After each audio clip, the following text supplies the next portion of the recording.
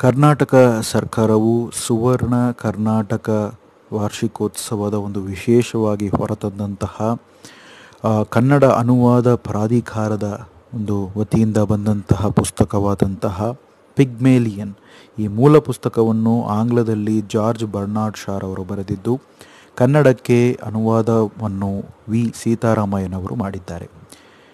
ಕಳೆದ ಶತಮಾನದ ಶ್ರೇಷ್ಠ ಚಿಂತಕ, ನಾಟಕಕಾರ, ಲೇಖಕ ಹೀಗೆ ಹಲವು ಬಗೆಯ ವಿಷಯಗಳಲ್ಲಿ ಪಾಂಡಿತ್ಯವನ್ನು ವಹಿಸಿರುವ ಪಟ್ಟಿಗಳನ್ನು ನಾವು ಹುಡುಕುತ್ತಾ ಹೋದರೆ ಇತಿಹಾಸದಲ್ಲಿ ನಮಗೆ ಆ ಪಟ್ಟಿಯಲ್ಲಿ ಸಿಗುವ ಕೆಲವು ಒಂದು ಮೊದಲಿಗರ ಪಟ್ಟಿಯ ಒಂದು ಸಂಖ್ಯೆಯಲ್ಲಿ ಜಾರ್ಜ್ ಬರ್ನಾರ್ಡ್ ಶಾರ್ ಅವರ ಹೆಸರನ್ನು ನಾವು ಕಾಣಬಹುದಾಗಿದೆ, ಗುರುತಿಸಬಹುದಾಗಿದೆ.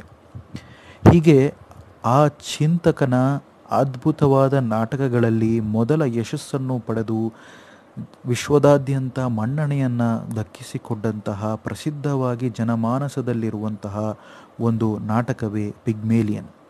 ಈ ನಾಟಕವನ್ನು ಕಥೆಯಾಗಿ ಓದುವವರಿಗೆ ಆಳವಾದ ಅನುಭವಗಳನ್ನು ಮೂಡಿಸಿದರೆ, ಇದನ್ನು ನಟಿಸಿ ಪರರಿಗೂ ಈ ವಿಚಾರವನ್ನು ಪಸರಿಸಬೇಕೆನ್ನುವವರಿಗೆ ಸುದೀರ್ಘ ಸಾಹಸದ ಅನುಭವವನ್ನು ಯಾವುದೋ ಆಳವಾದ ಜಲಾಶಯದ ತುದಿಯಿಂದ ಜಿಗಿದು ತಮ್ಮ ಎದೆಯ ಮಿಡಿತವನ್ನೆಚ್ಚಿಸಿಕೊಳ್ಳುವ ಹಾಗೆ ಚಿಂತನೆಗಳ ಸ್ಫೋಟವೇ ಸಂಭವಿಸುವ ಸಾಧ್ಯತೆಯನ್ನು ಉದ್ಭವವಾಗಿಸಬಹುದಾದಂತಹ ಒಂದು ಅದ್ಭುತ ಕೃತಿಯಾಗಿದೆ. ಈ ಅದ್ಭುತ ಕೃತಿಯನ್ನು ಕನ್ನಡಕ್ಕೆ ಭಾಷಾಂತರಗೊಳಿಸಿದ ಹಾಗೂ ಕನ್ನಡಿಗರಿಗೆ ಪರಿಚಯಿಸಿದಂಥ ಒಂದು ಹೆಮ್ಮೆಗೆ ಪಾತ್ರವಾದಂತಹ ಕರ್ನಾಟಕ ಅನುವಾದ ಸಾಹಿತ್ಯ ಅಕಾಡೆಮಿ ಮತ್ತು ಅನುವಾದಕರಾದ ವಿ ಸೀತಾರಾಮಯ್ಯರವರಿಗೆ ಹೃತ್ಪೂರ್ವಕ ಅಭಿಮಾನ ಮತ್ತು ಅಭಿನಂದನೆಗಳನ್ನು ಸಲ್ಲಿಸುತ್ತಾ ಪಿಗ್ಮೇಲಿಯನ್ ಪುಸ್ತಕ ಹಲವರಲ್ಲಿ ಹಲವು ಬಗೆಯ ಪ್ರಶ್ನೆಗಳನ್ನು ಹಾಕುವಂಥ ಕೃತಿಯಾಗಿ ಹೊರಹೊಮ್ಮಿದೆ ಎಂದು ಹೇಳುವುದರಲ್ಲಿ ಎರಡನೇ ಮಾತಿಲ್ಲ. ಈ ಕಥೆಯ ಪೂರಕವಾಗಿ ಗ್ರೀಕರ ಒಂದು ರೂಪಕವನ್ನಾಧರಿಸಿ ವಿಚಾರವನ್ನು ಓದುಗರಲ್ಲಿ ಹಂಚಿಕೊಳ್ಳುತ್ತಾ ಹೋಗುತ್ತಾರೆ ಲೇಖಕರಾದ ಜೆ.ಬಿ. ಶಾ ಅಂದರೆ ಜಾರ್ಜ್ ಬರ್ನಾರ್ಡ್ ಶಾರ್ ಅವರು. ಸ್ನೇಹಿತರೆ, ಗ್ರೀಕ್ ಮೈಥಾಲಜಿಯ ಪ್ರಕಾರ ಪಿಗ್ಮೇಲಿಯನ್ ಎಂಬ ಹೆಸರಿನ ಓರ್ವ ಶಿಲ್ಪಿ ತನ್ನ ನೆಚ್ಚಿನ ಕೆತ್ತನೆಗೆ ಮಾರು ಹೋಗಿ ಆ ಶಿಲ್ಪವನ್ನು ಯಾಕೆ ಜೀವ ತುಂಬಿಸಬಾರದು ಆ ಶಿಲ್ಪಕ್ಕೆ ಅನ್ನುವಂಥ ಒಂದು ಮನಸ್ಥಿತಿಗೆ ಅವನು ದೂಡಲ್ಪಡುತ್ತಾನೆ. ಆ ಶಿಲ್ಪಿ ಓರ್ವ ಸುಂದರಿಯನ್ನು ಹೋಲುತ್ತಿರುವಂತಹ ಒಂದು ಶಿಲ್ಪದ ಕೆತ್ತನೆಯನ್ನು ಕೆತ್ತಿರುತ್ತಾನೆ. ಆ ಕೆತ್ತನೆಯನ್ನು ತನ್ನನ್ನು ತಾನೇ ಮೆಚ್ಚಿಸಿಕೊಳ್ಳಲು ಅಥವಾ ನಿಜವಾಗಿಯೂ ತಾನು ಸೃಷ್ಟಿಸಿದ ಆ ಸುಂದರಿಯ ಕಲ್ಲಿನ ರೂಪಕ್ಕೆ ಜೀವ ಬಂದು ಆ ಜೀವಕ್ಕೆ ತನ್ನ ಒಂದು ಪ್ರೀತಿಯನ್ನು ವ್ಯಕ್ತಪಡಿಸಬೇಕೆಂಬ ಒಂದು ಬಯಕೆಯೋ ಏನೋ ಅದರ ಒಳಗೆ ಅವನು ಮಗ್ನನಾಗಿ ಹೋಗುತ್ತಾನೆ. ಒಂದು ಕಲ್ಲನ್ನು ಕಲ್ಲಾಗಿ ಕಾಣದೆ ಹಗಲಿರುಳು ಪರಿಶ್ರಮ ಪಟ್ಟು ಆ ಸಮಯದ ಕೊಡುಗೆಯ ಫಲವಾಗಿಯೇ ಅಥವಾ ನಿಜವಾಗಿಯೂ ತನ್ನ ಅಂತರಾಳದ ಬಯಕೆಯನ್ನು ನೆರವೇರಿಸಿಕೊಳ್ಳುವ ಆಸೆಗೂ ಶರಣಾಗಿ ಹಪಹಪಿಸುವ ಒಂದು ಪರಿಯನ್ನು ನಾವು ಈ ಒಂದು ಗ್ರೀಕ್ ಮೈಥಾಲಜಿಯ ಒಂದು ವಿಚಾರದಲ್ಲಿ ಓದಬಹುದಾಗಿದೆ ಈ ಪುಸ್ತಕದಲ್ಲಿ.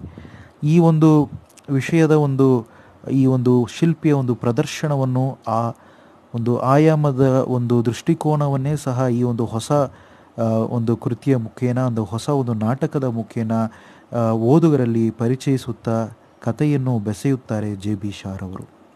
ಒಂದು ರಾತ್ರಿಯ ಭೀಕರ ಬಿರುಗಾಳಿ, ಮಳೆ ತುಂಬಿದಂತಹ ಹವಾಮಾನದಲ್ಲಿ ವೈಪರೀತ್ಯ ಕಂಡಂತಹ ಒಂದು ರಾತ್ರಿಯಲ್ಲಿ ಆ ಮಳೆಯಿಂದ ಈ ಕಥೆ ಪ್ರಾರಂಭವಾಗುತ್ತದೆ. ಈ ಕಥೆಯಲ್ಲಿ ಪಾತ್ರಧಾರಿಯಾಗಿ ತಾಯಿ, ಮಗಳು, ಮಗ ಮಳೆ ಅಂತ ಹೇಳಿ ಹಲವು ಬಗೆಯ ಒಂದು ರೀತಿಯಾದಂತಹ ಹೊರನೋಟಗಳನ್ನು ನಾವು ಮನಸ್ಸಿನೊಳಗೆ ಓದುವ ಮುಖೇನ ತಿಳಿದುಕೊಳ್ಳಬಹುದಾಗಿದೆ. ಈ ಒಂದು ಆಯಾಮವನ್ನು ಸೃಷ್ಟಿಸುವ ಒಂದು ವೈಖರಿ ಕೂಡ ಜೆ.ಬಿ. ಶಾರ್ ಅವರಿಗೆ ಸಲ್ಲುತ್ತದೆ. ಅವರಿಗೆ ಕೂಡ ಈ ರೀತಿಯಾದಂತಹ ಚಿಂತನೆಗಳು ಮೂಡಿರುವುದು ಬಹಳ ಒಂದು ಓದುಗರಲ್ಲಿ ಒಂದು ಕುತೂಹಲವನ್ನು ಕೆರಳಿಸುವಂತಹ ಒಂದು ವಿಷಯವನ್ನು ಅವರು ಬಿತ್ತುತ್ತಾ ಹೋಗುತ್ತಾರೆ ಅಂತ ಹೇಳ್ಬೋದು. ಮಳೆಗೆ ಸಿಕ್ಕಿಕೊಂಡಿದ್ದಾರೆ ಇವರೆಲ್ಲರೂ. ಎಲ್ಲಿಗೋ ಪ್ರಯಾಣ ಮಾಡಬೇಕು ಎಂಬ ಯೋಚನೆ ಗೋಚರಿಸುತ್ತಾ ಹೋಗುತ್ತೆ. ತಮ್ಮ ಬಳಿಗೆ ಯಾವುದೇ ರೀತಿಯಾದಂತಹ ಸಾರಿಗೆಯ ವ್ಯವಸ್ಥೆ, ಅಂದರೆ ಆಗಿನ ಒಂದು ಸಂದರ್ಭದಲ್ಲಿ ಒಂದು ಟ್ಯಾಕ್ಸಿ ಆಗಲಿ ಅಥವಾ ಕುದುರೆ ಗಾಡಿಗಳಾಗಲಿ ಇಲ್ಲ. ಇದು ಇಂಗ್ಲೆಂಡಿನಲ್ಲಿ ನಡೆಯುವಂತಹ ಒಂದು ವೇದಿಕೆ, ಅಂದರೆ ಒಂದು ಸಂಭವ ಅಂತ ಹೇಳ್ತಾರೆ. ಆ ಒಂದು ಕಾಲಘಟ್ಟದಲ್ಲಿ ಇಂಗ್ಲೆಂಡಿನಲ್ಲಿ ನಡೆದಂತಹ ಒಂದು ವಿಷಯ ಅನ್ನುವಂಥದ್ದಾಗಿ ಉಲ್ಲೇಖ ಮಾಡ್ಕೊತ ಅದನ್ನು ವಿವರಿಸ್ಕೊಳ್ತಾ ಹೋಗ್ತಾರೆ ಲೇಖಕರು. ಈ ಒಂದು ಕಥೆಯಲ್ಲಿ ಈಗ ಮಳೆಯನ್ನು ಒಂದು ರೂಪಕವಾಗಿ ಬಳಸ್ಕೊಂಡು ಆರಂಭವಾದಂಥ ಕಥೆಯಲ್ಲಿ ಹೇಗಾದರೂ ಸಾರಿಗೆ ವ್ಯವಸ್ಥೆಯನ್ನು ಲಭ್ಯವಾಗಿಸಬೇಕು ಅಂತ ಹೇಳಿ ಅದನ್ನು ಹೇಗಾರೋ, ಅಂದರೆ ತನ್ನ ತಾಯಿ ಮತ್ತು ತನ್ನ ತಂಗಿಗೆ, ತನ್ನ ಸಹೋದರಿಗೆ ಸಹಾಯ ಮಾಡಬೇಕು ಅಂತ ಹೇಳಿ ಮಗನಾದಂಥ ಫ್ರೆಡ್ಡಿ ಸಾರಿಗೆಯನ್ನು ಹುಡುಕಲು ಹೋಗ್ತಾನೆ. ಹೋಗುವ ಒಂದು ಸಮಯದಲ್ಲಿ ಓರ್ವ ಹೂವನ್ನು ಮಾರುವಂತಹ ಒಂದು ಯುವಕಿ ಅಥವಾ ಹುಡುಗಿಯನ್ನು ಅಪ್ಪಳಿಸ್ತಾನೆ. ಆ ಹೂವಲ್ಲಿ ಇಲ್ಲಿ ಚೆಲ್ಲಾಪಿಲ್ಲಿ ಆಗುತ್ತೆ. ಆ ಹುಡುಗಿ ಇವನನ್ನು ನೋಡಿ ಬೈತಾಳೆ. ತದನಂತರ ಅದನ್ನು ಗಮನಿಸದೆ ಅವನು ಮತ್ತೆ ಹೋಗ್ತಾನೆ ಆ ಬೀದಿಗಳಲ್ಲಿ ಸಾರಿಗೆಯ ಒಂದು ವ್ಯವಸ್ಥೆಗೋಸ್ಕರ. ಮಳೆಯಿಂದ ತನ್ನ ತಾಯಿ ತನ್ನ ಸಹೋದರಿ ಬಳಲಬಾರ್ದು ಅಂತ ಹೋಗ್ತಾನೆ. ಇದೇ ಒಂದು ಚೌಕಟ್ಟಿನಲ್ಲಿ ಆ ಒಂದು ತಾಯಿ ಮತ್ತು ಮಗಳಿರುವಂತಹ ಒಂದು ಪ್ರದೇಶದಲ್ಲಿ ಈ ಇಬ್ಬರು ವಿದ್ಯಾವಂತರಂತೆ ಮರ್ಯಾದಸ್ಥರಂತಹ ಇಬ್ಬರು ಸನ್ನಡತೆ ಉಳ್ಳಂತಹ ವ್ಯಕ್ತಿಗಳು ಬಂದು ಅಲ್ಲಿ ನಿಲ್ತಾರೆ. ಅಲ್ಲಿ ನಿಂತಾಗ ಈ ಹೂ ಮಾರುವ ಈ ಹುಡುಗಿ ಕೂಡ ಆಕೆ ತನ್ನ ಹೂವನ್ನು ಮಾರುವ ಒಂದು ಪ್ರಕ್ರಿಯೆಯಲ್ಲಿ ತೊಡಗಿಸಿಕೊಂಡು ಈ ಒಂದು ಸಮಯದ ಒಂದು ಇದನ್ನು ಉಪಯೋಗಿಸ್ಕೊಬೇಕು, ಈ ಒಂದು ಸಮಯವನ್ನು ಉಪಯೋಗಿಸ್ಕೊಂಡು ಹೇಗೆ ಈ ಸಮಯದಿಂದ ಲಾಭವನ್ನು ಪಡೆಯಬೇಕು ಹೂವನ್ನು ಮಾರಿ ಅನ್ನುವಂಥ ದೃಷ್ಟಿಕೋನದಲ್ಲಿ ಆಕೆ ಅಲ್ಲಿ ಬರ್ತಾಳೆ. ಆಕೆ ಆ ಸಮಯಕ್ಕೆ ಬರಬೇಕಾದ್ರೆ ಹೂವನ್ನು ಕೊಂಡುಕೊಳ್ಳೋದಕ್ಕೆ ಅವಳು ಎಷ್ಟೋ ಪ್ರಯತ್ನ ಪಡ್ತಾಳೆ, ಅಂದರೆ ಮಾರೋದಕ್ಕೆ ಎಷ್ಟೋ ಪ್ರಯತ್ನ ಪಡ್ತಾರೆ, ಯಾರು ಹೂ ಕೊಂಡುಕೊಳ್ಳುವರ ಅಂಥೇಳಿ. ಆದರೆ ಯಾರೂ ಕೂಡ ಅದನ್ನು ಅಷ್ಟು ಗಮನಿಸದೇ ಇರ್ತಾರೆ. ಆ ಒಂದು ಗುಂಪಿನಲ್ಲಿ ಮುಖ್ಯವಾಗಿ ಈ ಇಬ್ಬರು ಮರ್ಯಾದಸ್ಥ ಈ ವ್ಯಕ್ತಿಗಳಲ್ಲಿ ಓರ್ವ ವ್ಯಕ್ತಿ ತನ್ನ ಒಂದು ಸುತ್ತಲಿರುವಂತಹ ಜನರ ಬಗ್ಗೆ ಗಮನಿಸಿಕೊಳ್ಳುತ್ತಾ ಏನೇನೋ ಬರೀತಾ ಇರ್ತಾನೆ. ಅದನ್ನು ಬರಿತಾ ಇರಬೇಕಾದ್ರೆ ಹಲವು ಜನರ ಭಾಷೆಯ ಉಚ್ಚಾರಣೆಯನ್ನು ಗಮನಿಸಿಕೊಂಡು ನೀವು ಯಾವ ಪ್ರದೇಶಕ್ಕೆ ಸೇರಿದವರು ಎನ್ನುವಂಥ ಒಂದು ಇದನ್ನು ಹೇಳ್ತಾ ಇರಬೇಕಾದ್ರೆ ಹಲವರಿಗೆ ಅದೊಂದು ಚಕಿತವಾಗಿ ಹೋಗುತ್ತೆ. ಹೇಗೆ ಆಡುವ ಭಾಷೆ ಮತ್ತು ಇರುವಂತಹ ತಮ್ಮ ಭಾಷೆಯಲ್ಲಿರುವ ವ್ಯತ್ಯಯಗಳನ್ನು ಹುಡುಕುತ್ತಾ ಗಮನಿಸಿಕೊಳ್ಳುತ್ತಾ ಹೇಗೆ ಈ ವ್ಯಕ್ತಿ ನನ್ನ ನೆಲೆಯನ್ನು, ನನ್ನ ಪೂರ್ವಿಕ ಊರನ್ನು ಅಥವಾ ತನ್ನ ಪೂರ್ವಿಕದ ಹುಟ್ಟೂರನ್ನು ಗುರುತಿಸ್ತಾನೆ ಅನ್ನುವಂತಹ ಒಂದು ಚಕಿತವಾದಂಥ ಒಂದು ಅಚ್ಚರಿಯಲ್ಲಿ ಎಲ್ಲರೂ ನೋಡ್ತಾ ದಿಗ್ಭ್ರಮೆಗೊಂಡು ಇರ್ತಾರೆ. ಹೀಗಿರ್ಬೇಕಾದ್ರೆ ಆ ಹೂ ಮಾರುವ ಯುವತಿ ಕೂಡ ಈ ರೀತಿಯಾದಂತಹ ಒಂದು ವೈಖರಿನ ತಾನು ಅರಿತುಕೊಂಡರೆ ಹೇಗಾದರೂ ವ್ಯಾಪಾರದಲ್ಲಿ ಕೂಡ ತಾನು ಬೆಳೆಯಬಹುದು, ಒಂದು ಹೂವಿನ ಅಂಗಡಿಯನ್ನು ಕೂಡ ಅವಳು ತೆರೆಯಬಹುದು ಅನ್ನುವ ದೃಷ್ಟಿಕೋನವನ್ನು ಅವಳ ಮನಸ್ಸಿನೊಳಗೆ ಒಂದು ಆಸೆಯನ್ನು ಬಿತ್ತುಕೊಳ್ತಾಳೆ. ತದನಂತರ ಕೆಲ ಸಮಯದ ನಂತರ ಇಬ್ಬರು ವ್ಯಕ್ತಿಗಳು ಯಾರಿರ್ತಾರೋ ಅವರಲ್ಲಿ ಒಬ್ಬರ ಹೆಸರು ಹೆನ್ರಿ ಹಿಗಿನ್ಸ್ ಅಂತ ಹೇಳಿ, ಇನ್ನೊಬ್ಬರ ಹೆಸರು ಕರ್ನಲ್ ಪಿಕರಿಂಗ್ ಅಂತ ಹೇಳಿ. ಅವರ ಒಂದು ಮನೆಗೆ, ಹೆನ್ರಿ ಹಿಗಿನ್ಸ್ರವರ ಮನೆಗೆ ಈ ಹೂ ಮಾರುವ ಹುಡುಗಿ ಬಂದು ನನ್ನನ್ನು ಹೇಗಾದರೂ ಮಾಡಿ ಈ ತಮ್ಮ ಒಂದು ಭಾಷೆಯಲ್ಲಿರುವಂತಹ ಈ ಉಚ್ಚಾರಣೆಗಳನ್ನು ಅನ್ವಯ ಹೇಗೆ ತಾವು ಎಲ್ಲರನ್ನೂ ಗುರುತಿಸ್ಕೊಂಡು ಹೋಗ್ತಿರೋ ಅದನ್ನು ಕಲಿಸಿಕೊಡಿ, ನನ್ನನ್ನು ಒಬ್ಬಳು ಸಭ್ಯಳನ್ನಾಗಿ ಮಾಡಿ ನಾನು ಕೂಡ ವ್ಯಾಪಾರದ ಒಂದು ಹೂವಿನ ಅಂಗಡಿಯನ್ನು ನಾನು ತೆರೀಬೇಕು ಅಂತ ಅಂದ್ಕೊಂಡಿದ್ದೇನೆ ಅನ್ನೋ ವಿಷಯ ಹೇಳ್ತಾರೆ.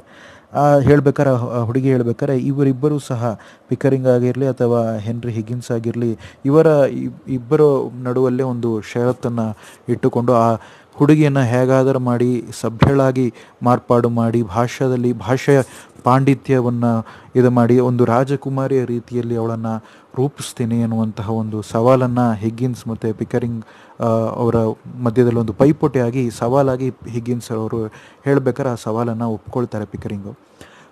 ತದನಂತರ ಆ ಒಂದು ಜಾಗಕ್ಕೆ ಆ ಹುಡುಗಿ ಹೆಸರು ಲೀಸಾ ಡೂಲಿಟಲ್ ಆಗಿರುತ್ತೆ, ಆ ಹೂ ಮಾರುವಂತಹ ಹುಡುಗಿ. ಹಾಗೆ ಆ ಮನೆಯಲ್ಲಿ ಕೆಲಸ ಮಾಡುವಂತಹ ಪಿಯರ್ಸ್ ಕೂಡ ಇರ್ತಾರೆ. ತನ್ನ ತಾಯಿ ಹಿಗ್ಗಿನ್ಸ್ರವರ ತಾಯಿ ಶ್ರೀಮತಿ ಹಿಗ್ಗಿನ್ಸ್ರವರು ಕೂಡ ತಮ್ಮ ಮನೆಯಲ್ಲಿ ಇರುವಂತಹ ಒಂದು ವಿಷಯವನ್ನು ಅವರನ್ನು ಭೇಟಿ ಮಾಡುವಂತಹ ಒಂದು ವಿಚಾರಗಳನ್ನು ಕೂಡ ಕಥೆಯಲ್ಲಿ ನಾವು ನೋಡ್ಬೋದು ಆಗಿಂದಾಗ. ತದನಂತರ ಈ ಹುಡುಗಿಯನ್ನು ಹುಡುಕಿಕೊಂಡು ಆ ಹುಡುಗಿಯ ತಂದೆಯಾದಂತಹ ಆಲ್ಫ್ರೆಡ್ ಡೂಲಿಟಲ್ ಅವರು ಬರ್ತಾರೆ. ಆಲ್ಫ್ರೆಡ್ ಡೂಲಿಟಲ್ ಹೇಗೆ ಅಂದರೆ ಹಲವು ಬಗೆಯಾದಂತಹ ಮಡದಿಯರನ್ನು, ಸಂಸಾರವನ್ನು ಅವರು ಕಟ್ಟುವಲ್ಲಿ ವಿಫಲರಾಗಿ ಹಲವು ಸಂಗತಿಗಳನ್ನು, ಹೆಂಗಸರ ಒಂದು ಸಂಗತಿಯಾಗಿರಲಿ, ಕುಡಿತಕ್ಕೆ ಒಳಗಾಗಿ ಹಣದ ಒಂದು ಆಸೆಯಲ್ಲಿ ಒಂದು ಆಳವಾಗಿ ಆ ಹಣದ ಅಂಶದಲ್ಲಿ ಸಿಕ್ಕಿಕೊಂಡಂತಹ ಓರ್ವ ವ್ಯಕ್ತಿಯ ಒಂದು ಹಿನ್ನೆಲೆಯನ್ನು ರೂಪಕವಾಗಿ ಒಂದು ಪ್ರದರ್ಶನವನ್ನು ಲೇಖಕರು ಪರಿಚಯಿಸ್ತಾ ಹೋಗ್ತಾರೆ ಓದುಗರಲ್ಲಿ. ಅದೇ ರೀತಿ ಎಷ್ಟು ಸ್ವಾರ್ಥಿಯಾಗಿದ್ದಾರೆ ಈ ವ್ಯಕ್ತಿ ಅನ್ನೋದನ್ನು ಕೂಡ ಓದುಗರಿಗೆ ಅಲ್ಲಲ್ಲಿ ಗೋಚರಿಸುತ್ತೆ. ಆ ಓದುಗರು ಆ ವ್ಯಕ್ತಿಯ ಸ್ವಭಾವವನ್ನು ವಿವರಿಸುವ ಲೇಖಕರು ವಿವರಿಸಿರುವ ಮಾತುಗಳನ್ನು ಓದ್ತಾ ಹೋದಷ್ಟು ಆ ವ್ಯಕ್ತಿತ್ವ ಏನು ಅನ್ನೋದನ್ನು ಓದುಗರಿಗೆ ಪರಿಚಯವಾಗ್ತಾ ಹೋಗುತ್ತೆ. ತದನಂತರ ಆ ವ್ಯಕ್ತಿಗೆ ಕೂಡ ಒಂದು ಹಣದ ಒಂದು ಆಮಿಷಕ್ಕೆ ಆ ವ್ಯಕ್ತಿ ಒಳಗಾಗಿದ್ದಾನೆ ಅನ್ನುವಂಥ ಸೂಕ್ಷ್ಮತೆಯನ್ನು ತಿಳಿದ ನಂತರ ಹಣವನ್ನು ನೀಡಿ ಹಿಗಿನ್ಸ್ರವರ ವ್ಯಕ್ತಿಯನ್ನು ಕಳಿಸ್ಕೊಡ್ತಾರೆ. ಅಂದರೆ ಆಲ್ಫ್ರೆಡ್ ಡೂಲಿಟಲ್, ಅಂದರೆ ಲೀಸಾ ಡೂಲಿಟಲ್ ಅವರ ತಂದೆಯನ್ನು ಕಳಿಸ್ಕೊಡ್ತಾರೆ.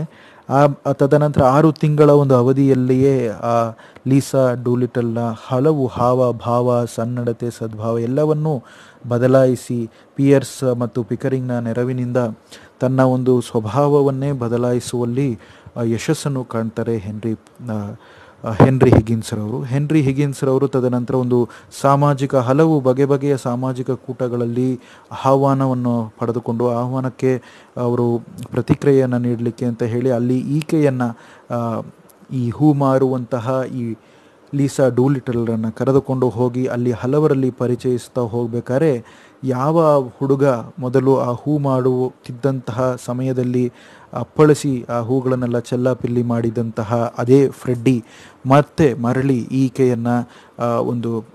ಪರಿಚಯಕ್ಕೆ ಒಳಪಡ್ತಾನೆ. ಈಕೆಯ ಪರಿಚಯಕ್ಕೆ ಒಳಪಟ್ಟು ಈಕೆಯ ಹಲವು ಹಾವಭಾವವನ್ನು ಗಮನಿಸಿ ಈಕೆಯ ಹಿಂದೆ ಅವನು ಸೋತು ಹೋಗ್ತಾನೆ, ಪ್ರೀತಿಯಲ್ಲಿ ಬೀಳ್ತಾನೆ ಅಂತ ಹೇಳ್ಬೋದು. ತದನಂತರ ಈಕೆಗೆ ಹಲವು ರೀತಿಯಾದಂತಹ ಪ್ರೇಮ ಪತ್ರಗಳನ್ನೆಲ್ಲ ಕಳಿಸ್ತಾ ಇರ್ತಾನೆ.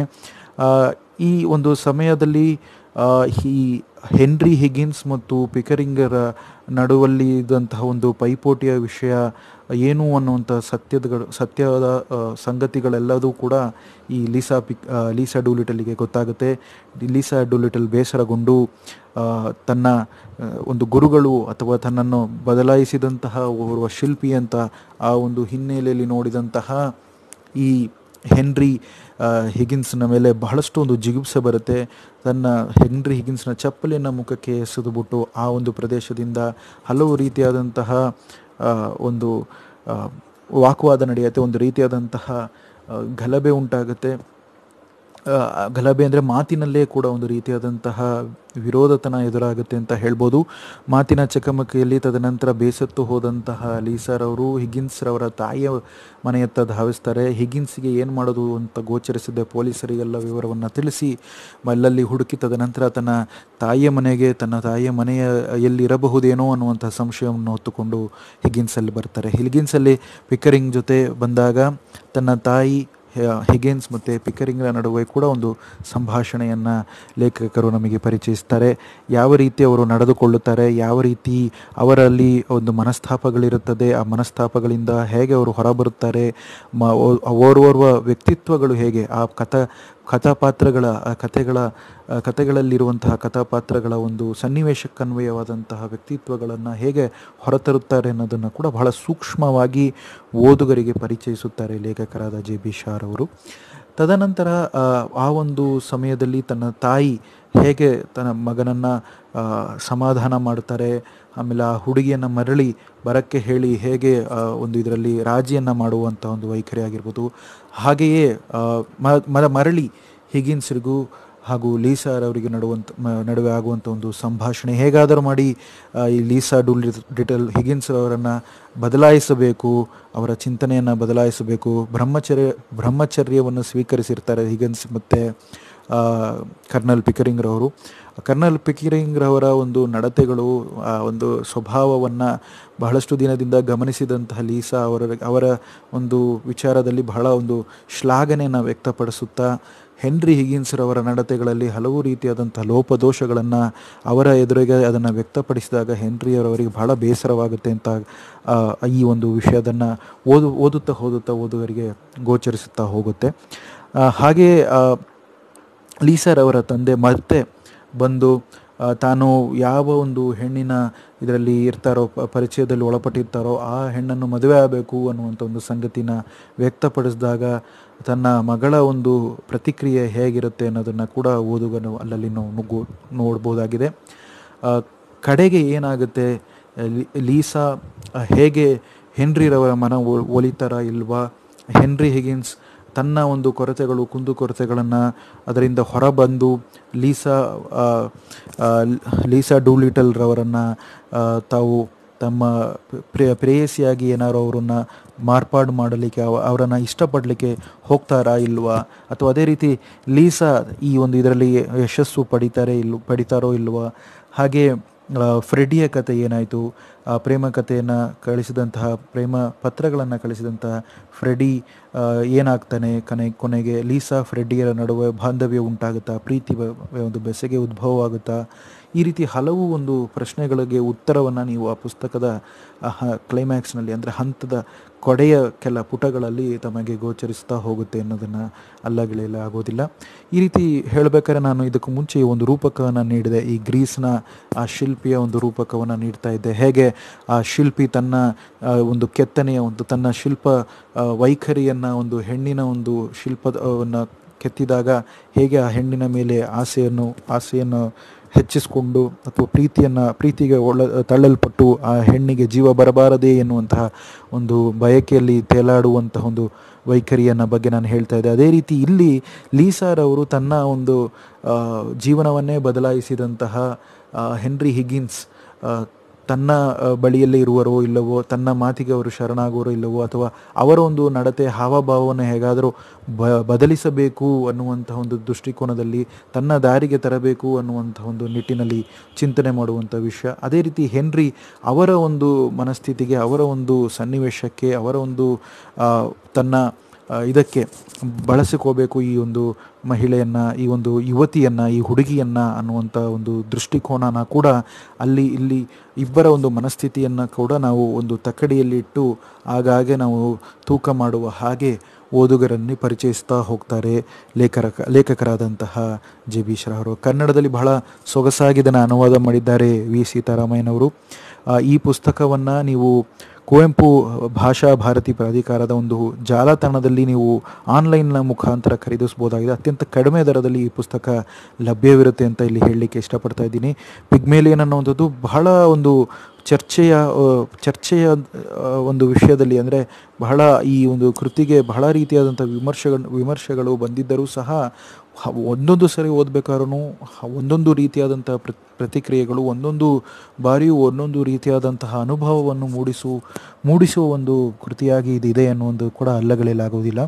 ಬೇರೆ ಬೇರೆ ರೀತಿಯಾದಂತಹ ಒಂದು ದೃಷ್ಟಿಕೋನದಲ್ಲಿ ಈ ಕೃತಿಯನ್ನು ನಾವು ನೋಡ್ತಾ ಇದ್ದಂಗೆ ಬೇರೆ ಬೇರೆ ರೀತಿಯಾದಂಥ ಆಯಾಮಗಳು, ಬೇರೆ ಬೇರೆ ರೀತಿಯಾದಂಥ ಒಂದು ಹೊಸ ಚಿಂತನೆಗಳು, ಅನುಭವಗಳು ಓದುಗರಲ್ಲಿ ಅದು ಉದ್ರೇಕವಾಗುತ್ತೆ ಅನ್ನೋದನ್ನು ಕೂಡ ಇಲ್ಲಿ ನಾನು ಹೇಳಲಿಕ್ಕೆ ಇಷ್ಟಪಡ್ತೀನಿ. ಇದನ್ನು ಕೂಡ ನಾವು ನಿರಾಕರಿಸೋಕ್ಕೂ ಆಗಲ್ಲ ಅನ್ನುವಂಥದ್ದನ್ನು ಕೂಡ ಅದೊಂದು ನಿಜವಾದ ಒಂದು ಸಂಗತಿಯಾಗಿದೆ. ಇದನ್ನು ಮುಚ್ಚಲಿಕ್ಕೂ ಆಗದಂತಹ ಒಂದು ವಿಷಯವಾಗಿದೆ. ಯಾಕಂದರೆ ಇದು ಒಂದು ತೆರೆದಿಟ್ಟ ಒಂದು ರೀತಿಯಾದಂತಹ ಒಂದು ಜೇನು ಅಂತಲೇ ಹೇಳ್ಬೋದು. ಆ ಜೇನನ್ನು ಯಾರು ಸವಿತಾರೆ, ಹೇಗೆ ಸವಿತಾರೆ, ಯಾವ ದೃಷ್ಟಿಕೋನದಲ್ಲಿ ಅಥವಾ ಯಾವ ಸಮಯದಲ್ಲಿ ಅದನ್ನು ಸವಿತಾರೆ ಅನ್ನೋದನ್ನು ಕೂಡ ಸವಿಯುವ ವ್ಯಕ್ತಿಗಳ ಮನೋಭಾವಕ್ಕೆ ಬಿಟ್ಟಂತಹ ಒಂದು ವಿಷಯವಾಗಿದೆ ಅನ್ನೋದ ರೀತಿಯಲ್ಲಿ JB ಶ್ರಾ ಅವರು ಪರಿಚಯಿಸಿದ್ದಾರೆ. ಅತ್ಯಂತ ಆಳವಾದಂತಹ ಗಂಭೀರವಾದಂತಹ ಚಿಂತನೆಗಳು ಕೂಡ ಆಗಿಂದಾಗ ನಮಗೆ ಮೂಡ್ತಾನೆ ಇರುತ್ತೆ. ಸ್ನೇಹಿತರೆ, ಇದು ಪಿಗ್ಮೇಲಿಯನ್ನ ಒಂದು ಕತೆ. ಖಂಡಿತವಾಗ್ಲಿಯೂ ಈ ಕಥೆಯ ಒಂದು ಸಾರಾಂಶವನ್ನು ಹೇಳಿದ್ದೇನೆ. ಇದರ ಕಥೆಯ ರೂಪಕಗಳನ್ನು ಕೂಡ ನಿಮಗೆ ತಿಳಿಸಿದ್ದೇನೆ. ಈ ಕಥೆಯನ್ನು ತಾವು ಕೊಂಡುಕೊಂಡು ಓದಿ, ಅತ್ಯಂತ ಕಡಿಮೆ ದರದಲ್ಲಿ ಲಭ್ಯವಿದೆ. ಕನ್ನಡವನ್ನು ಕೂಡ ನಾವು ಬೆಳೆಸೋಕ್ಕೋಸ್ಕರ ಈ ಭಾಷಾಂತರಗೊಂಡಂಥ ಈ ಅನುವಾದ ಕೃತಿಗಳನ್ನು ಕೂಡ ನಾವು ಓದೋಣ. ನಮಗಿನ್ನೂ ಈ ಲೇಖಕರೆಲ್ಲ ಹತ್ತಿರವಾಗ್ತಾ ಹೋಗ್ತಾರೆ ಅನ್ನೋದನ್ನು ನಾನಿಲ್ಲಿ ಹೇಳ್ತಾ, ಮುಂದಿನ ಒಂದು ಪುಸ್ತಕ ವಿಮರ್ಶೆಯೊಂದಿಗೆ ಈ ಪುಸ್ತಕವನ್ನು ವಿಮರ್ಶಿಸಿ ನಿಮಗೆ ಪರಿಚಯಿಸಿದ್ದಕ್ಕೆ ಮತ್ತು ಇನ್ನೂ ಹಲವು ಪುಸ್ತಕಗಳನ್ನು ನಿಮಗೆ ಇರುವೆನೋ ಅದನ್ನು ಕೂಡ ನೀವು ನೋಡಬೇಕು ಅಂತ ಬಯಕೆ ನಿಮ್ಮಲ್ಲಿ ಇತ್ತು ಅಂದರೆ ಖಂಡಿತವಾಗಿಯೂ ನಿಮ್ಮಷ್ಟಿಲ್ಲ ಬ್ರೋ ಯೂಟ್ಯೂಬ್ ಚಾನಲನ್ನು ಸಬ್ಸ್ಕ್ರೈಬ್ ಮಾಡಿ, ಫಾಲೋ ಮಾಡಿ, ಬೆಲ್ ಬಟನ್ನ ಒತ್ತಾ ಇರಿ. ಆಗಿಂದಾಗ ನಿಮಗೆ ಅಪ್ಡೇಟ್ಸ್ಗಳು ಬರ್ತಾ ಇರುತ್ತೆ. ಹೊಸ ಪುಸ್ತಕ ವಿಮರ್ಶೆಗಳ ಬಗ್ಗೆ ಪರಿಚಯಗಳು ಕೂಡ ನಿಮಗೆ ಬರುತ್ತೆ ಅಂತ ಹೇಳ್ತಾ, ಮುಂದಿನ ಮತ್ತೊಂದು ಪುಸ್ತಕ ವಿಮರ್ಶೆಯೊಂದಿಗೆ ನಿಮ್ಮ ಭೇಟಿ. ಅಲ್ಲಿವರೆಗೆ ಕಾಯ್ತಾ ಇರಿ ಅಂತ ಹೇಳ್ತಾ, ಧನ್ಯವಾದಗಳೊಂದಿಗೆ ನಿಮ್ಮ ಸಂದೇಶ.